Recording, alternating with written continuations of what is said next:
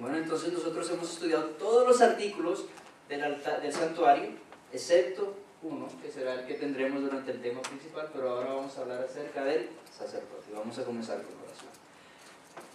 Dios Padre, gracias Señor porque nos hemos deleitado en estudiar tu palabra durante esta semana, nos hemos deleitado en conocer más acerca del plan de salvación tal cual tú lo has revelado en el santuario. Gracias Señor por tu amor y tu misericordia, en el nombre de Jesús. Amén. Amén. Okay. Entonces, ¿está grabando? Entonces, anoche terminamos de ver a la mayoría de los muebles y hemos visto que si pasamos por alto alguno de ellos, ¿qué pasa con nosotros? Perdemos valor cognitivo y valor experimental en cuanto a nuestra relación con Dios y en cuanto al plan de salvación. Hoy me gustaría entonces hablar del sacerdocio. Comenzando nuevamente, dice la palabra de Dios: y harán un santuario para mí y habitaré en medio de ellos. Recuerden que ese es el propósito principal del santuario. Recuerden también que Dios nos dice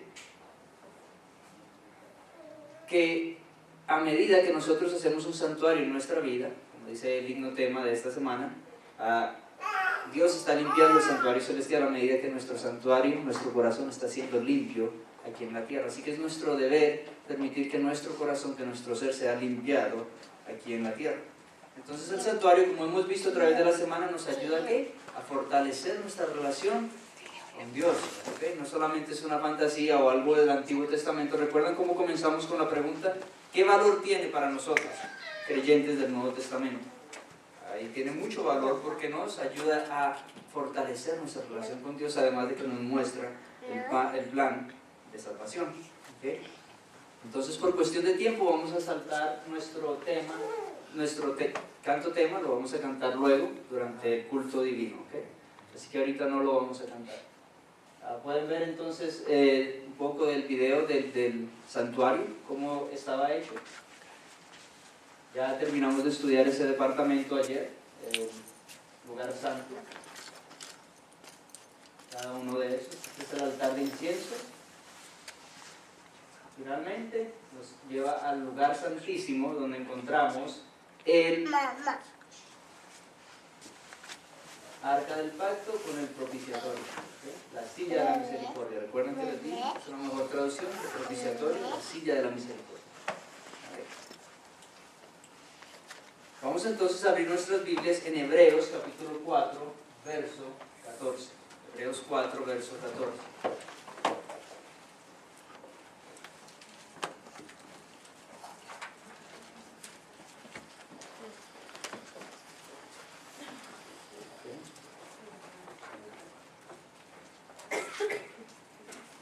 Capítulo 4, verso 14. La palabra de Dios dice, Hebreos está en el Nuevo Testamento, aunque tiene nombre de Antiguo Testamento. Hebreos capítulo 4, verso 14 dice: por tanto, teniendo un gran sumo sacerdote que traspasó los cielos, Jesús, el Hijo de Dios, retengamos nuestra profesión de fe. Así que vemos entonces desde el principio que tenemos un sacerdote en el cielo. ¿Y cómo se llama? Jesucristo. ¿Okay? Vamos a hacer esto de manera de escuela sabática, así que estemos bien interactivos, vamos a participar. Entonces, después de que Jesús ascendió a los cielos, ¿fue a ejercer como qué? ¿Como sacrificio? No, como sumo sacerdote, presentando su propia sangre, su sacrificio ante Dios. Vamos entonces a continuar. Hebreos capítulo 4, versos 15 y 16. Nos dice: porque no tenemos un sumo sacerdote que no pueda compadecerse de nuestras debilidades, sino uno que fue tentado en todo según nuestra semejanza, pero sin pecado. Acerquémonos pues confiadamente al trono de la gracia para alcanzar misericordia y hallar gracia para el oportuno socorro. Así que gracias a Jesús, nuestro sumo sacerdote, tenemos libre acceso al trono de Dios. Así que echemos un vistazo entonces al papel del sacerdote del Antiguo Testamento para que nos ayude a ver qué es lo que Jesús está haciendo por nosotros en el cielo. ¿Okay? Éxodo 29, 44 nos dice: y santificaré el tabernáculo de reunión y el altar santificaré asimismo a Aarón y a sus hijos para que sean mis sacerdotes. Vemos entonces que Aarón y sus hijos fueron separados para el sacerdocio. ¿Okay? Ellos deberían de representar al pueblo, interceder por el pueblo ofreciendo los sacrificios y de representar a Dios ante el pueblo, porque ellos representaban la ley de Dios hacia el pueblo para que el pueblo entendiese. ¿Okay? Así que ellos instruían también. Ellos, además de representar a Dios, de interceder por el pueblo ofreciendo sacrificios, ellos se paraban delante del pueblo a instruirlos en las escrituras, repito. ¿Okay? Entonces Dios estableció unos estándares bien altos para los sacerdotes y Él esperaba que llevaran a cabo su trabajo con exactitud, que cada cosa que ellos hacían era descrita con exactitud. En cuanto al sumo sacerdote del Antiguo Testamento, tenía un deber que lo diferenciaba de los otros, tenía un deber superior. Tenía prendas y vestimentas especiales que estaban preparadas solo para él. Podemos ver allí sus vestimentas. Parecía un rey, ¿no? Entonces, él era el único que en el día de expiación se le permitía entrar al lugar santísimo. Más adelante vamos a ver a qué me refiero con eso. ¿Okay? ¿Y qué era el lugar santísimo? Es el lugar donde la presencia de Dios habitaba. ¿Okay? El lugar desde donde Dios ejerce juicio. Y juicio con misericordia, porque nos dice que es el propiciatorio, la silla de la misericordia.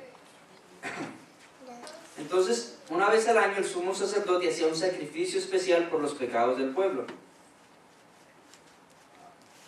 Y todo lo relacionado con el sacerdocio, desde la elección de Aarón y sus hijos como sacerdotes, hasta la ropa que usaban, fue dado a Moisés con bastante exactitud. Además de esto, deberían de ser ordenados en una impresionante ceremonia que duró, ¿cuántos días? ¿Cuántos días imaginan que duró la ceremonia de inauguración de los sacerdotes? 7 días. 7 días. Para el ciclo de plenitud. Éxodo 29:35 nos habla un poco de esto. Dice: así pues harás a Aarón y a sus hijos conforme a todo lo que yo te he mandado. Por 7 días los consagrarás. ¿Por cuántos días? 7 días. Las recetas para el aceite, que también se describen allí en el capítulo 30, versos 22 a 38. Y lo relevante es que nos dice que esto no debía de usarse para nadie más, porque una vez es consagrado a Dios no puede tener ningún uso común. ¿Okay? Éxodo 30:32 nos dice: sobre carne de hombre no será derramado, ni haréis otro semejante conforme a su composición. Santo es y por santo lo tendréis vosotros. Ahora, ¿qué relevancia tiene eso para ti y para mí? ¿Qué relevancia tiene eso para nosotros? Una vez nosotros somos bautizados, dice la palabra de Dios que hacemos parte del real sacerdocio. Así que somos separados para Dios. Y lo que es separado para Dios no debe de tener un uso común. Entonces, cuando tú vas a trabajar, tú no eres, supongamos que tú trabajes de cajero en un lugar administrando, ¿cierto? De cajero.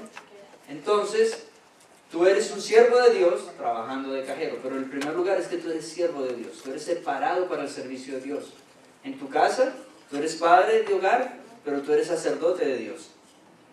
¿Okay? Y la madre sacerdotisa. Entonces nosotros todos debemos de reconocer que en primer lugar somos ¿qué? Siervos de Dios, separados para Dios. Por lo tanto, no debemos de contaminarnos con usos comunes, con las cosas del mundo. ¿Tiene sentido esto? ¿Okay? Éxodo 30:37 nos dice: como este incienso que harás, no os haréis otro según su composición, te será cosa sagrada para Jehová.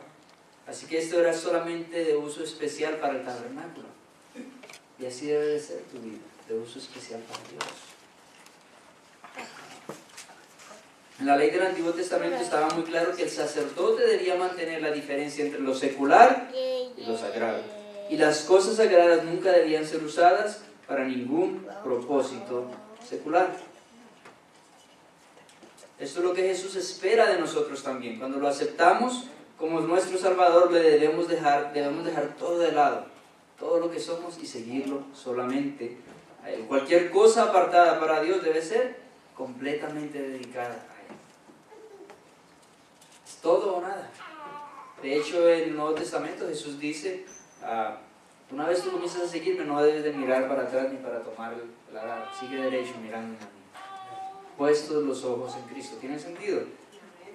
¿Okay? No debemos de mirar para atrás. Cualquier cosa apartada para Dios debe ser completamente dedicada a Él. ¿Okay? Éxodo 28, versos 2 al 3 nos dice: y harás vestiduras sagradas a Aarón, tu hermano, para honra y hermosura. ¿Para qué? Para honra y hermosura. Así que a Dios también le importa la belleza. Y tú hablarás a todos los sabios de corazón, a quienes yo he llenado de espíritu de sabiduría, para que hagan las vestiduras de Aarón, para consagrarle, para que sea mi sacerdote. Éxodo 28:4 continúa diciendo: las vestiduras que harán son estas: el pectoral, el éfod, el manto, la túnica bordada, la mitra y el cinturón. Hagan pues las vestiduras sagradas para Aarón tu hermano y para sus hijos, para que sean mis sacerdotes. Como sumo sacerdote, Aarón recibió esa ropa distintiva, como mencioné. ¿Para qué? Para que le diera honra y hermosura, dignidad y hermosura. Cada objeto que llevaba Aarón también tenía un significado simbólico, que es lo que vamos a estudiar hoy. Éxodo 35:8 nos dice, verso 5, Éxodo capítulo 38, verso 5 nos dice: tomarán oro, azul, púrpura, carmesí y lino torcido, y harán el éfod de oro, azul, púrpura, carmesí y lino torcido, de obra primorosa. Este chaleco tenía 2 piedras incrustadas, una en cada hombro. El nombre de cada tribu israelita también era grabado en cada una de estas 12 piedras.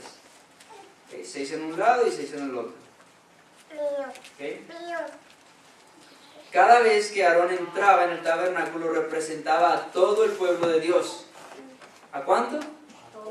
De la misma manera Jesús representa a ¿quién? Algunos, ¿no? A todo su pueblo delante de Dios. El nombre de cada tribu israelita era grabado en cada una de estas piedras. Recuerden eso, ¿ok? Entonces vemos que cuando Aarón administraba en nombre del pueblo de Israel, llevaba, ¿qué? Al pueblo literalmente sobre sus hombros, de la misma manera que Cristo tomó sobre sus hombros nuestro pecado. Los lleva ante el Padre, ¿ok? Hoy Jesús es nuestro sumo sacerdote y representa toda la iglesia, todo el pueblo de Dios ante el trono de Dios. Él es quien intercede por nosotros y quien tomó sobre sus hombros la carga de nuestros pecados. Juan 2:1 nos dice: hijitos míos, estas cosas os escribo para que no pequéis. Y si alguno hubiere pecado, abogado tenemos para con el Padre, a Jesucristo. Ahora, ¿necesitamos nosotros abogado en esta corte celestial? Ciertamente.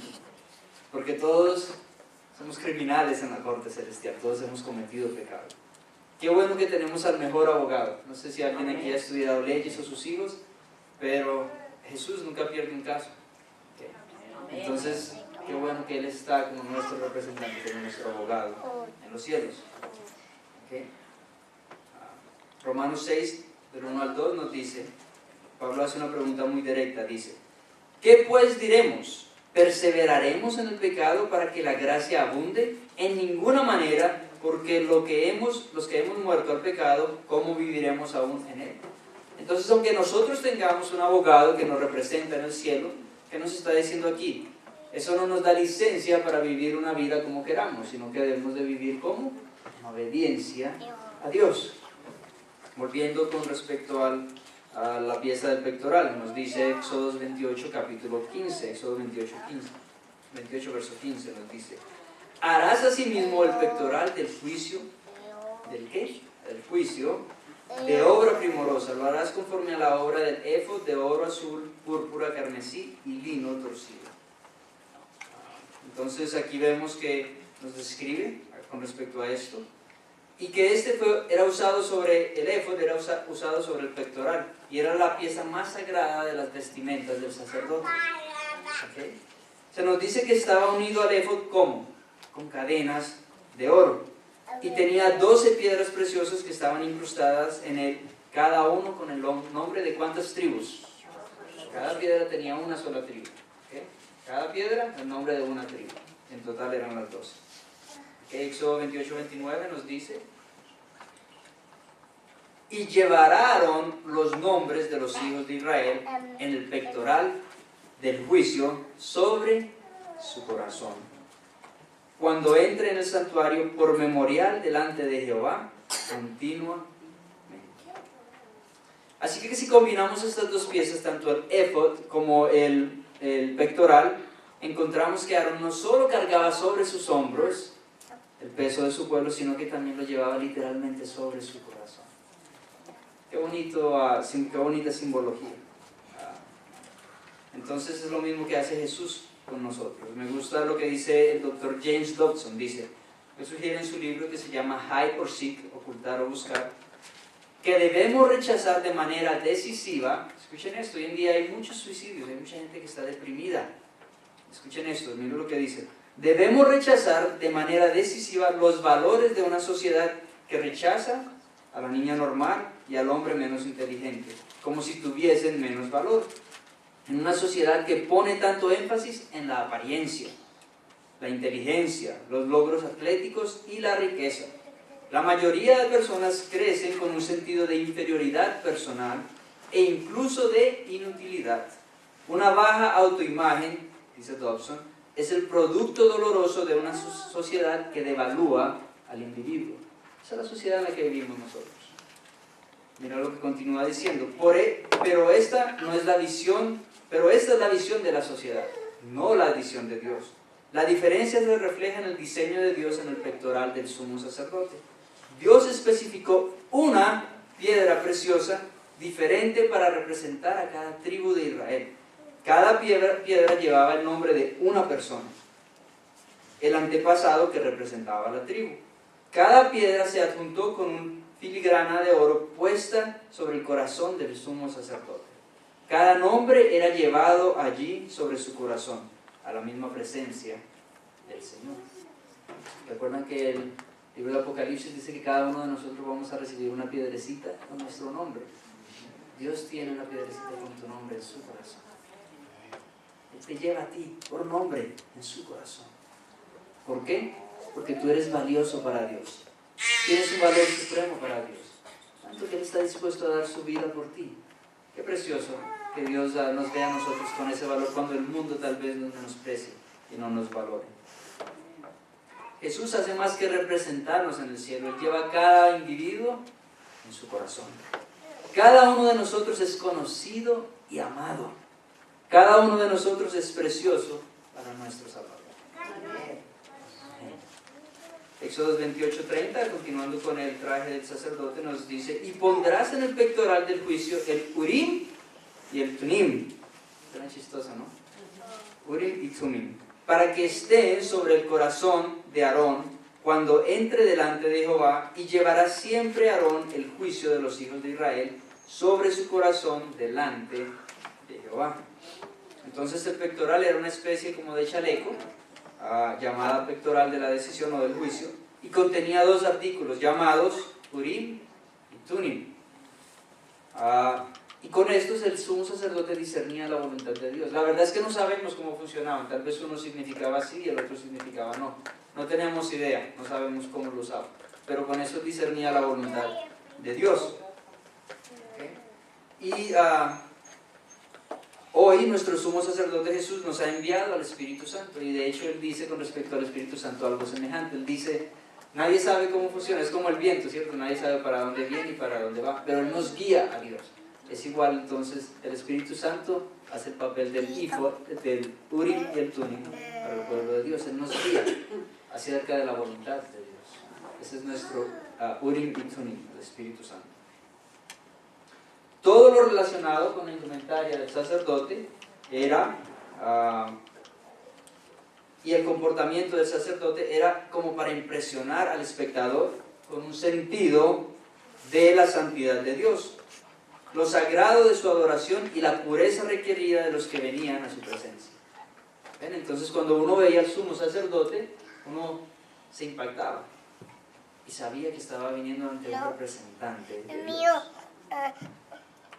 Isaías 12:14, se me viene a la mente cuando pienso en esto, y dice, y diréis en aquel día, cantad a Jehová, aclamad su nombre, sed célebres en los pueblos sus obras, recordad que su nombre es engrandecido. Dios es ensalzado, es engrandecido. Entonces la ropa usada por el sumo sacerdote estaba hecha del mejor material y era bellamente trabajado. Esto es para mostrarnos que no solamente nosotros debemos dar lo mejor a Dios, sino que cuando le servimos Él nos da lo mejor a nosotros. Él desea vestirnos con sus vestimentas. Él desea cambiarnos totalmente y que el mundo observe que somos diferentes. Dios desea eso para cada uno de nosotros. Dios nos ve a cada uno de nosotros como un individuo al cual Él ama. Cada uno de nosotros es diferente, pero cada uno es una preciosa joya para el Señor. Recuerden que estas piedras eran joyas preciosas. Así esté de Dios aquí, como una joya preciosa.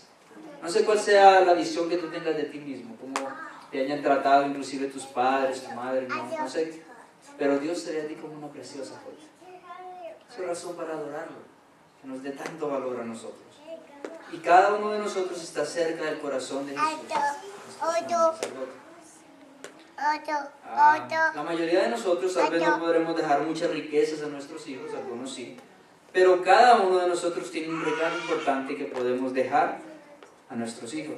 Podemos darle a cada uno de nuestros hijos el sentido de valía, sentido de valor, que refleje los valores de Dios y no los valores de nuestra sociedad, valores que continuamente están cambiando. Okay. Uno de los afamados comentaristas bíblicos del siglo XX, C.S. Lewis, el que hizo el libro Las Crónicas de Narnia, él dice esta cita que me parece que tiene mucho significado. Miren lo que dice. Si las personas viven solo 70 años, entonces un estado o una nación o una civilización que puede durar 1000 años es más importante que un individuo. Él está diciendo que un estado es más importante que un individuo, pero miren cómo continúa diciendo. Pero si el cristianismo es cierto, entonces el individuo no solo es más importante, sino que es incomparablemente, infinitamente más importante, porque el cristiano es eterno y la vida de una nación o una civilización comparada con él es solo un momento.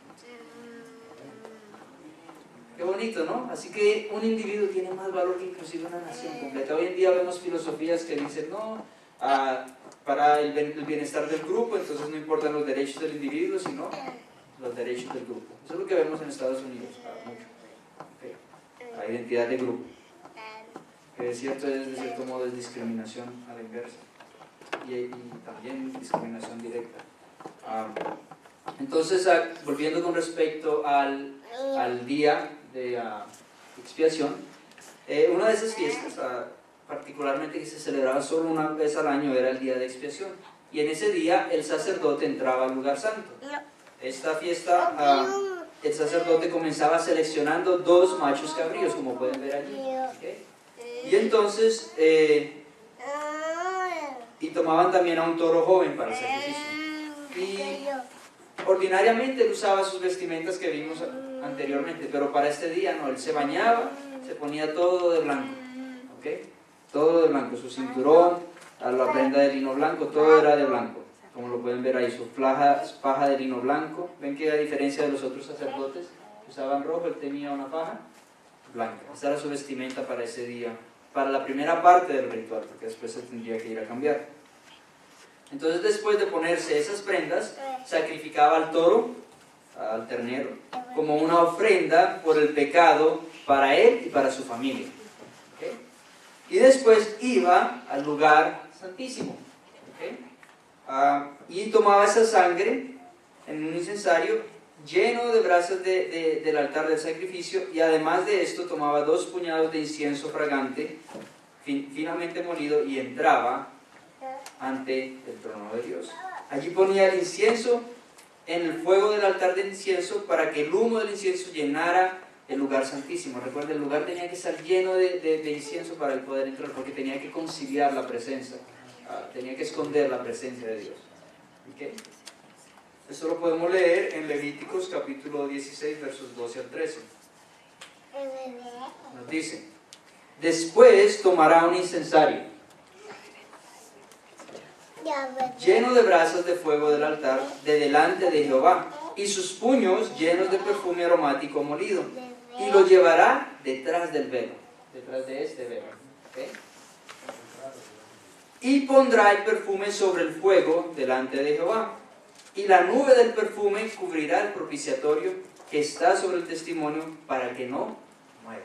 ¿Okay? Tendría que ser mucho humo para que lo cubriera y no muriera. Después de allí pasaba a través del velo y entraba en el lugar santísimo rociando la sangre del toro en el frente del cobertor del arca de expiación. El cobertor me refiero al propiciatorio. ¿Okay? El arca era la parte de abajo y el propiciatorio era la parte de arriba. Contenía dos ángeles que estaban mirando hacia abajo. Eso lo vamos a ver en el próximo tema, por qué estaban mirando hacia abajo. ¿Okay? Levíticos 16:14. Nuevamente nos dice: tomará luego de la sangre del becerro y la rociará con su dedo hacia el propiciatorio. ¿Cuál es el nombre del propiciatorio? El otro nombre que les dije, que les enseñé esta semana: la silla de la misericordia. ¿Okay? Propiciatorio quiere decir silla de la misericordia. ¿Okay? Y entonces lo rociaba, ¿cuántas veces? 7, significando plenitud, era un perdón completo. ¿Okay? Ante la cobertura, la cobertura de expresión. Dice al lado oriental: hacia el propiciatorio esparcirá con su dedo 7 veces de aquella. Entonces esto era solamente la primera parte del ritual, porque después tenía que salir de nuevo. Ahora sí tomaba los 2 machos cabríos, echaba suertes y escogían uno. El primer macho era para el Señor y el segundo llegaría a ser el chivo expiatorio. Okay, de ahí sale el término chivo expiatorio. Okay. Entonces él tomaba el primer cabrito y lo sacrificaba en el altar por los pecados de la gente. Entonces, ¿sobre quién estaban los pecados de la gente? Sobre el primer cabrito, el que iba a ser sacrificado, porque se representa a quién, a Jesús. Es importante que entendamos este concepto. Okay. El primer cabrito representa a Jesús. ¿Sobre quién fueron puestos los pecados? ¿Sobre el primero o el segundo? Sobre el primer cabrito. ¿Okay? Luego tomaba la sangre de ese sacrificio y entraba al lugar santísimo, y de nuevo rociaba la sangre en el arca del pacto. ¿Okay? Entonces, ¿cuál sangre era la que servía para esta intercesión? ¿La del primer cabrito o la del segundo? Del primero, ¿okay? Porque eso representa a Jesús. Nuevamente regresaba afuera y tomaba la sangre del toro y del cabrito y la aplicaba a los cuernos del altar del sacrificio, y rociaba la sangre de ambos sacrificios 7 veces delante del altar.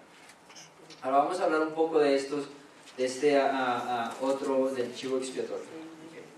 Levíticos 16:21 nos dice: y pondrá Aarón sus 2 manos sobre la cabeza del macho cabrío vivo, y confesará sobre él todas las iniquidades de los hijos de Israel, todas sus rebeliones y todos sus pecados, poniéndolos así sobre la cabeza del macho cabrío. Y lo enviará al desierto por mano de un hombre destinado para eso. Pero pastor, ¿no dijo usted que se habían puesto sobre el primer cabrito? Sí, eso es lo que decía el texto. Pero ahora están poniendo los pecados, las iniquidades, la culpa, todo sobre este otro cabrito. Qué interesante, porque la mayoría del mundo cristiano nos habla de esto. Entonces aquí se nos está hablando de este cabrito representa a Satanás, a Lucifer. ¿Okay?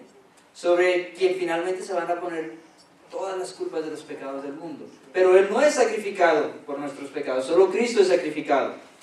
Pero finalmente al responsable, porque ¿con quién se originó el pecado? Con Lucifer. Finalmente al responsable de todo este embrollo se le va a asignar la culpa, se le va a decir: usted es culpable de todo. ¿Okay? Y entonces es enviado al desierto. No tenemos registros exactamente de cómo es que este cabrito terminaba. Lo que sí se entiende es que él lo tiraban por un despeñadero y moría. ¿Okay? Simbolizando la muerte del enemigo, de Lucifer. ¿Okay? Entonces este cabrito no muere por nuestros pecados. El que muere por nuestros pecados es Jesús, el primer cabrito que se ofrece como sacrificio. Este sencillamente se le achaca la culpa y al final es exterminado, que es lo que Dios va a hacer con Satanás. ¿Okay? Lo vemos nosotros en el libro de Apocalipsis, el final de Satanás, que va a ser destruido, y en las profecías de Ezequiel y de Jeremías también nos hablan, Isaías también nos hablan con respecto al destino final de Satanás, que va a ser destruido. ¿Okay? Recuerden que la vida eterna es un regalo que Dios da a quienes, a su pueblo. La vida eterna solamente le pertenece a Dios. Entonces Satanás, como lo rechazó, va finalmente a sufrir la destrucción. ¿Okay? Entonces Levíticos 16:22 dice: y aquel macho cabrío llevará sobre sí todas las iniquidades de ellos a tierra inhabitada, y dejará ir al macho cabrío por el desierto. ¿Okay? Por último, el sumo sacerdote se quitaba sus vestidos de lino, los blancos que tenía, se bañaba de nuevo y volvía a ponerse su vestimenta tradicional de sumo sacerdote, y ofrecía el carnero como holocausto para hacer expiación por él y por la gente. ¿Está quedando claro todo el proceso? Okay. Entonces, durante toda esta ceremonia, la única persona permitida en el lugar santo era ¿quién? En el lugar santísimo era ¿quién? El sacerdote, el sumo sacerdote. ¿Okay? Porque solamente él podía, solo este hombre podía traer el perdón para el pueblo. Porque solamente Cristo puede traer el perdón para el pueblo de Dios. ¿Puede algún otro hombre hacerlo? Solamente a Cristo. Así que había muchos sacrificios durante todo el año. En un año vimos más de 200,000 sacrificios en una inauguración. Interesante, habían tantos sacrificios. Sin embargo, si el sumo sacerdote no realizaba esta ceremonia al final del año, no contaban de nada todos esos sacrificios. Este era el sacrificio que verdaderamente contaba, porque limpiaba el santuario, sacaba los pecados que habían sido puestos en el santuario durante todo el año, los sacaba del campamento del pueblo de Dios y se los achacaba a quienes. Satanás. Finalmente Dios va a hacer eso. Dios va a limpiar a su pueblo de pecado, no vamos a tener más pecado. ¿Okay? ¿Tiene sentido lo que estoy diciendo? Amén. ¿Okay? Entonces todo dependía de ¿qué? De este día de expiación. Era muy importante. Todo dependía de este día de expiación, cuando se escogían a los dos cabritos, uno para ser inmolado por los pecados y el otro para ser puesto allí en el desierto, tal vez tirado por un despeñadero. Entonces todo dependía de que el sumo sacerdote entrara al lugar santísimo y cubriera el propiciatorio con la sangre del sacrificio por sus pecados. ¿Qué era lo que él hacía? Ponía la sangre sobre el propiciatorio, sobre la silla de la misericordia. ¿Okay? Y ahora vamos a ver por qué es importante eso en el próximo tema, porque los elementos que estaban dentro del santuario, del arca, representan algo bien interesante. No me voy a adelantar al tema, lo podemos ver. Y entonces era necesario que fueran cubiertos por la silla de la misericordia y cubiertos por la sangre del cordero. ¿Okay? Entonces, ¿qué significa esto para nosotros? Hebreos 8:4 nos dice: los cuales sirven, de hecho vamos a leer el verso 4 primero. Así que si estuviese sobre la tierra, ni siquiera sería sacerdote. ¿De quién está hablando? Jesús. Habiendo aún sacerdotes que presentan las ofrendas según la ley. En ese tiempo, cuando se escribió la carta de Hebreos, todavía estaba el templo, no lo había destruido a Roma. Escuchen el verso siguiente. Entonces dice: si estuviera aquí no sería sacerdote, pero ahora está allá. Y dice el verso 5, que ese sacerdocio, dice que, los cuales sirven a lo que es figura y sombra de las cosas celestiales. O sea que ese sacerdocio era nada más que una sombra, una figura, un tipo, un prototipo de, un tipo de las cosas celestiales. Como se le advirtió a Moisés cuando iba a erigir el tabernáculo, diciéndole: mira, haz todas las cosas conforme al modelo que se te ha mostrado en el monte. ¿Okay? Entonces se le mostró un modelo del santuario celestial, lo cual nos deja saber de la realidad del santuario celestial. Muchas personas cuestionan la realidad de un santuario celestial, pero si no hay un santuario celestial, entonces ¿dónde está Jesús intercediendo como nuestro sumo sacerdote? De lo cual nos habla el libro de Hebreos. Así que es claro en la Biblia que existe un santuario celestial y que hay un sacerdote intercediendo por nosotros. ¿Okay? Entonces, como notamos en Hebreos 8:5, el tabernáculo, incluyendo el sacerdocio, era solo una copia de lo que estaba en el cielo. Dios usó al tabernáculo como ejemplo terrenal de verdades celestiales. ¿Okay?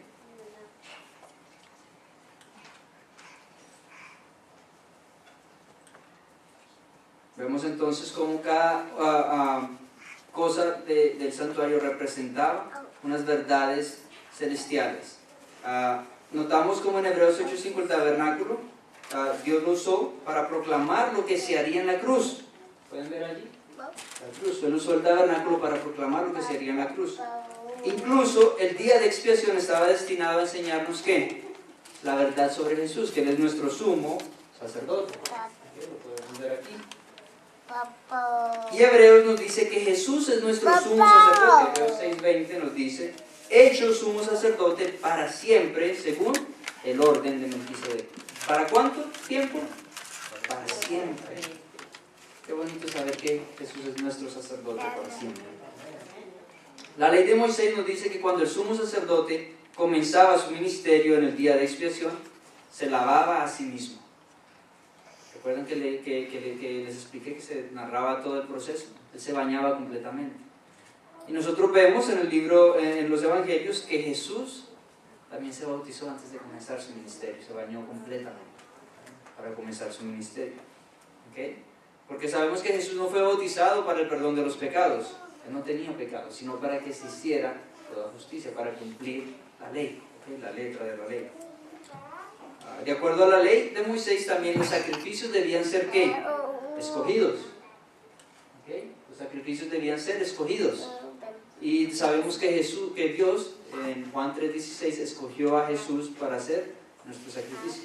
De hecho, el otro tema que no presentaré hoy, pero habla con respecto a la exactitud del tiempo en que Cristo fue escogido para ser asesinado. Porque el cordero tenía que ser escogido unos días antes. Tenían que examinarlo y escogerlo unos días antes. Y eso mismo ocurrió con Jesús. Cuando él hizo la entrada triunfal, ahí ellos dijeron, y desde ese momento buscaron matarlo. Fue escogido, separado para ser asesinado. Después como con un cronómetro, todo estaba con exactitud. Tal vez más adelante predique con respecto al tema. ¿Okay? Entonces, Romanos 3:25 nos dice, a quien Dios puso como propiciación, o sea, escogió como propiciación por medio de la fe en su sangre. Así que Dios escogió a Jesús como nuestro sacrificio. ¿Okay? El Nuevo Testamento declara que Jesús murió en un altar de madera. ¿Sabían ustedes que de todos los altares que existían en el mundo antiguo solamente había un altar que era hecho de madera? El de los israelitas. Todos los demás eran hechos de piedra o de otro material. Pero este era hecho de madera cubierto de bronce, el juicio de Dios. ¿Y Jesús murió en cuál altar? Un altar de madera, la cruz. ¿Okay? Hebreos 9:11-12 nos dice, pero estando ya presente Cristo, sumo sacerdote de los bienes venideros, por el más amplio y más perfecto tabernáculo, no hecho de manos, es decir, no de esta creación. ¿Dónde está este santuario? En el cielo, no es hecho de manos. Y no por sangre de machos cabríos ni becerros, como los que vimos en el día de expiación, sino por su sangre entró una vez y para siempre en el lugar santísimo, habiendo obtenido ¿qué? Eterna redención. Así como ningún otro sacerdote podía hacer estos sacrificios por el pueblo de Israel, así también Jesús es el único que puede hacer el sacrificio supremo por nosotros. De hecho, por esta razón es que Pedro nos dice en el libro de Hechos, capítulo 4, verso 12, nos dice, y en ningún otro hay salvación, porque no hay otro nombre bajo el cielo dado a los hombres en que podamos ser salvos. Este pacto solo era válido si la sangre de un sacrificio inocente se colocaba en el propiciatorio del arca. El pacto se basaba en ¿qué? En la sangre que era derramada y colocada sobre el arca. ¿Okay? Entonces, debes de recordar que tu relación con Dios está completamente fundada en el hecho de que su sangre, la sangre del nuevo pacto, fue derramada por ti. ¿Okay? En eso se basa tu relación con Dios. ¿Por qué? Porque su sangre cubre tus pecados de la misma manera que el propiciatorio cubre. Vamos a ver que también esos instrumentos hablan de los pecados del pueblo y la rebelión del pueblo. Ya me anticipé al tema. Entonces toda la ceremonia del día de expiación se centraba en el arca del pacto. Quiero terminar con una pequeña historia. Recuerden que el propósito del santuario, como lo pueden ver allí, la nube, luego por la noche, era para Dios habitar en medio de su pueblo. ¿Recuerdan esa cita que tratamos todos los días? Me harán un santuario para que yo habite en medio de ellos. Entonces, hubo un hombre en Texas vestido de vaquero, va con su mejor ropa, estaba bien limpio, pero era con sus botas de vaquero, su pantalón de vaquero, su gorrito de vaquero, ya bastante viejo, y su Biblia bastante vieja. Y fue a una iglesia de la ciudad que quedaba en la parte rica de la ciudad, la parte de gente pudiente. Así que cuando él entró, a nadie se le acercó. La mayoría de personas, de hecho, se hicieron a un lado para manifestar su descontento de verlo allí. Al final del servicio, del culto, del sermón, el predicador que trajo fuego y azufre en su sermón, fue y le habló y le dijo: mira, antes de venir aquí la próxima vez, quiero que le ores a Dios y le hables y le preguntes cómo debes de vestirte para venir a la iglesia. Entonces, y después vuelve. El próximo fin de semana el hombre llegó allí a la iglesia con la misma ropa, con el mismo sombrero desgastado y con la misma Biblia desgastada. Y nuevamente todos se alejaron de él. Entonces al final del sermón el predicador nuevamente viene y le habla y le dice: ¿no te dije que le hablaras a Dios y le preguntaras cómo deberías de venir a la iglesia? ¿Cómo deberías venir a esta iglesia? Entonces el hombre responde: sí, yo lo hice, yo oré y le pregunté. Y me dijo que no sabía porque nunca había estado en esta iglesia. Nunca permitamos nosotros que se diga eso de nuestra iglesia, que Dios no está en medio de nosotros. La iglesia es el lugar que Dios usa hoy en día para que el mundo vea que Él es real, que Él es presente. Así que la iglesia debe manifestar amor, aceptación, ayudar a las personas, no rechazarlas. Vamos entonces a concluir con una oración. Dios Padre, te damos gracias en este día por tu amor que tú manifestaste en la cruz por nosotros. Gracias porque ese sacrificio supremo ya fue ofrecido y no tenemos que ofrecer más sacrificios, Señor. Gracias por tu papel intercesor como sumo sacerdote en los cielos. Y gracias porque muy pronto tú regresarás por los redimidos. En el nombre de Cristo Jesús. Amén. Amén.